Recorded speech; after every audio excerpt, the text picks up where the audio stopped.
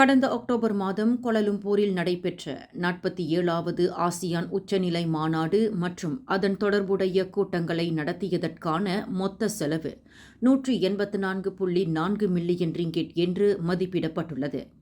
நிதி அமைச்சினால் அங்கீகரிக்கப்பட்ட உச்ச வரம்பிற்குள் இந்த செலவுகள் இருப்பதாகவும், தற்போதைய நடைமுறைகள் மற்றும் நிதி சேமிப்பு திட்டங்களின் அடிப்படையில் செலவுகள் செய்யப்பட்டிருப்பதாகவும் வெளியுறவு அமைச்சர் டத்தோசரி முகமது ஹசான் நாடாளுமன்றத்தில் இன்று செவ்வாய்க்கிழமை தெரிவித்துள்ளார்.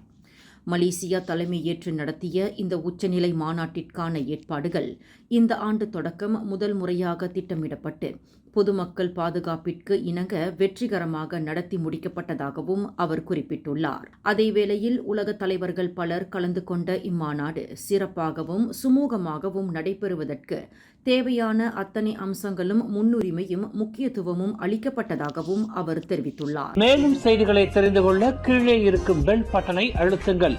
உங்கள் மகிழ்ச்சியை வெளிப்படுத்த லைக் மற்றும் ஷேர் செய்யுங்கள். தொடர்ந்து திசைகளோடு இணைந்திருக்க சப்ஸ்கிரைப் செய்யுங்கள்.